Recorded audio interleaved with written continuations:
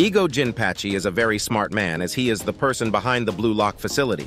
He has beaten the U-20 team with his team of only strikers, and even created something called the Neo-Egoist League. If you frequently visit this channel, consider subscribing. In Chapter 204, Isagi had a conversation with Noel Noah. After Isagi ranted a bit, Noel Noah realized the reason that he chose him. If we backtrack to the middle of the conversation, Isagi said that he would defeat Kaiser with goals, which is exactly what happened. He could see it as he learned how to use his eyes and brain in a new way in the previous match, which was metavision. So after that, he explained how metavision works, how people have their own protagonism, and how you can crush it. Isagi noticed that he definitely outplayed Kaiser, so the next time he'll train the skills that he's missing. This basically means that Isagi is evolving at a rapid rate, and Noel Noah took note of that. Noel Noah told Isagi that he's heard the way he thinks and theorizes football before from a moron of a teammate he had over 10 years ago, which was Ego Jinpatchi. Through this, we get to know that Ego Jinpatchi was at the pinnacle of football, battling it out with Noel Noah. He was Noah's former teammate and first ever rival, the worst kind of football fanatic who is also behind Blue Lock. Noel Noah is the world's best now, while Ego is obsessed with creating the world's best.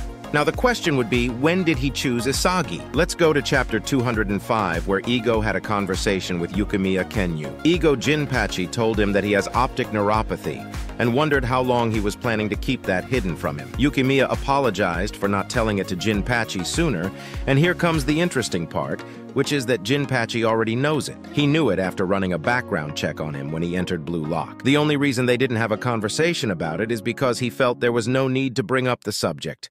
This means that he ran a background check on all 300 players before they stepped foot inside the Blue Lock facility. So could it be possible that he knew Isagi would succeed from the start, which would push Jinpatchi to put Isagi in the optimal circumstances for growth? Let's go over the first reason I think that Ego Jinpatchi set everything up for Isagi to succeed. In Chapter 1, when Isagi ran up to the goalkeeper with the Ichinan team, Isagi passed the ball to his teammate because he was convinced of the all-for-one mentality, since that was all he knew.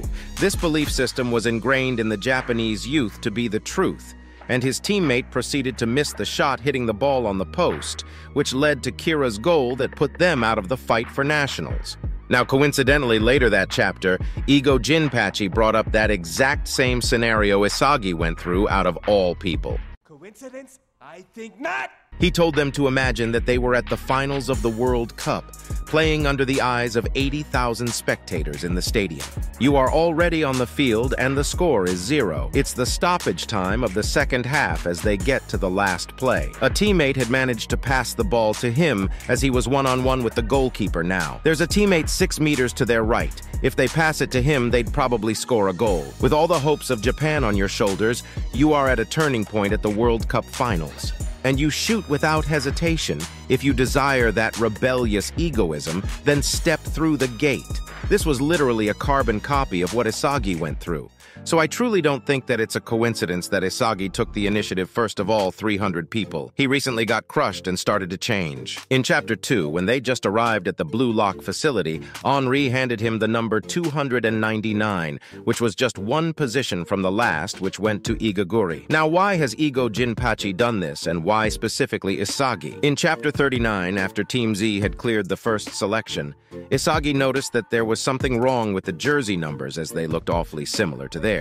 So Ego Jinpatchi explained that there was not a single person here who came from the first, second, third, or fourth stratum. None of that ever existed anyway, as only the fifth stratum existed in Blue Lock. All of them thought they were in the worst teams, which made them fight like idiots in the first selection. The reason he did this was for the sake of killing any shitty shred of confidence those softies might have had. He devised this trick to nurture a hungry mindset in each of them so that they might become the best striker in the world. If we look at Noel Noah, for example, even the man who is known today as the best striker in the world was raised in the slums of France. Growing up poor and surrounded by crime and violence meant that he had to change his fate. The only option he had was football. There are many strikers in similar conditions, and their hunger for goals are incomparable. If they were to stick with this country's mindset where they'd be fine, even if they were to lose in football, they'd never be able to reach his level. Hunger for a goal in order to become the best striker in the world. Blue Lock was created in order to obtain that. All of them came here wanting to bring down everyone above them,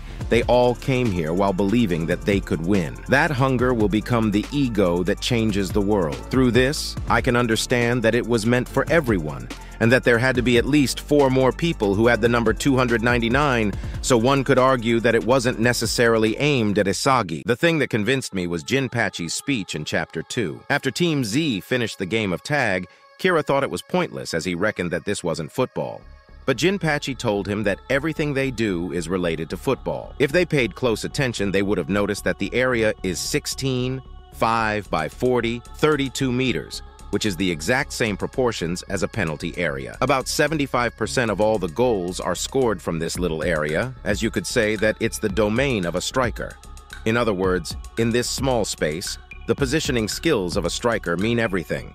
Therefore, those unable to survive under such conditions can hardly be qualified to be talented strikers. Kira still didn't understand what Jinpatchi was saying, so he told him that the skill required by the fleeing side was positioning. As for the pursuer, what they need is not only accurate dribbling, but also the precision to make shots that will hit their target. That's what makes it optimal football training. Kira still didn't understand, as he just got 2 minutes. So Jinpatchi told him that the average time a player possesses the ball during a match is about 136 seconds, so he was given the exact same opportunity as in a real match. So Kira whined about what he'd expect him to do in just 10 seconds. Ego wondered if he would do the same thing in a match. When the clock ran out, he still had about 1 second left. There was plenty of time to survive if he were to shoot at an injured Igaguri, and yet he wasted that chance. If he were in the middle of a match standing in the penalty area, and it was the very last play of the game. If his teammate's shot didn't reach the goal and hit his body instead, when this happens, he'd already given up inside, which is why he didn't notice that the ball had fallen right before him through sheer luck. If only he had tapped the ball with his knee,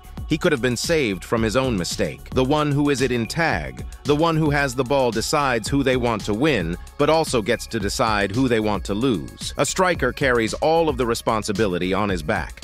A striker is one who keeps on attacking until the very last second. Instead of aiming for the injured Igaguri, Isagi chose to defeat those higher ranked than him. And Meguru Bachira, with the initiative to aim for the strongest player, are perfect examples of people who, rather than do what was best for the team, had the tenacity and courage to pursue their own will. This is exactly the egoism that he's looking for, and that's why Kira Ryosuke lost. Now you might say, this is just another Jinpatchi speech directed to improve everyone, right? But here it really felt like it was tailored to show and teach Isagi what he should have done and how he should have been back when he was playing with Ichinan. The turning point for Isagi was when he decided to go after the strongest player, as he had successfully eliminated Kira. The thing he lacked in the penalty area was both awareness and egocentrism, which had become clear to him from that point onwards. From the moment Isagi arrived at the Blue Lock facility, Ego Jinpatchi had the intention to teach him how to become a world-class striker from scratch. Jinpatchi himself gave signs of interest to Isagi after that moment. The one that's worth mentioning is in Chapter 13. In Team Z, their match against Team Y Bachira was dribbling up the field as he passed the ball toward Isagi. Isagi was there for the ball as he hammered the ball at the left side of the goal. Isagi moved through all the defeated faces as it hit him that he had crushed them. All of Team Y's dreams were crushed for the sake of his own goal. He wondered if this is what winning is like. Nico was bursting out in tears with feelings of despair written all over his face. Isagi was indulging hard in this sensation, as Ego Jinpatchi seemed to be very excited as he was looking at the monitors. Watch this video next where I talk about the reason why Kiora Jin will side with Isagi.